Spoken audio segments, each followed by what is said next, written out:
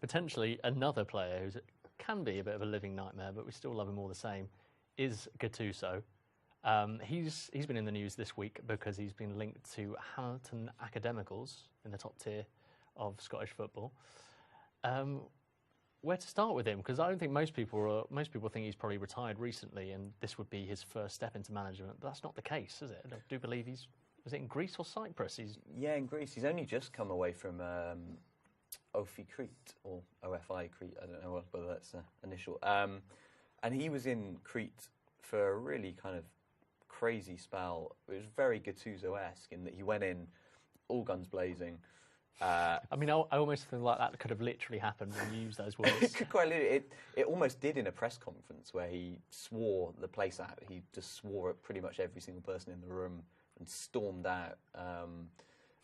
Quite reminiscent, actually, of another Italian coach in Greece, Alberto Malassani, did the same thing with Panathinaikos. I think I've seen picked out people, journalists in the crowd, and swore at them in turn. Always a classy gesture. But Gattuso actually had some right to feel under some pressure because it turned out fairly early on he wasn't getting paid and the players weren't getting paid. But he stuck with it. There were rumours he was even putting his own money into the club. I don't know if that was true or not. But the results weren't going very well. He wasn't being paid, and he got gradually into this ball of rage, as you'd expect.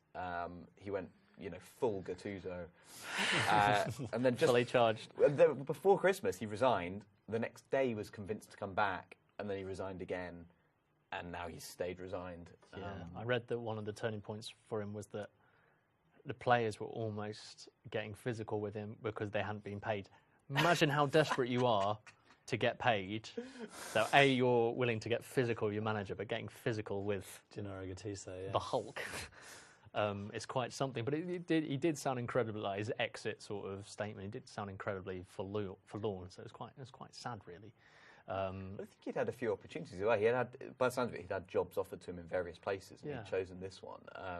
Because I think he could have been in Hungary, he could have been in Cyprus, he could have probably been in Italy, and he'd chosen this job specifically. So I think he chose the job he didn't get paid in. He ended up not getting paid. He must have loved something about it. Yeah. He doesn't like losing either, particularly. Pretty nice place, though, isn't it? No, he doesn't. Destination.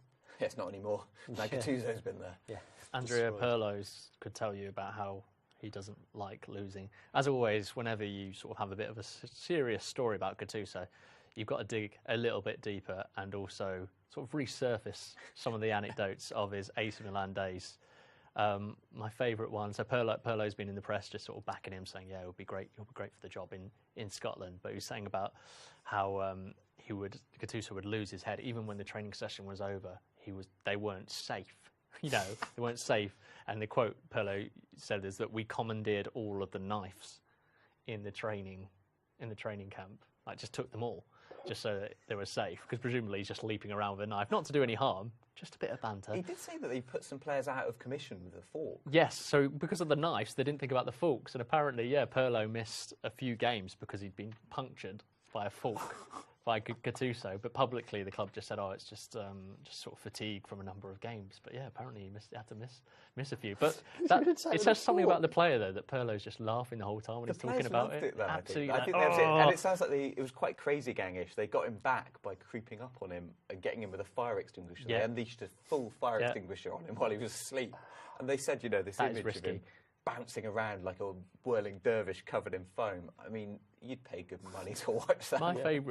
My favourite story is probably just sounds like amazing, just sort of dormitory stories. But apparently, one night, or for at least a season, he had these pajama bottoms which were leopard skin, just like leopard skin PJs. And then he'd read a book, and apparently in the book it was all pictures.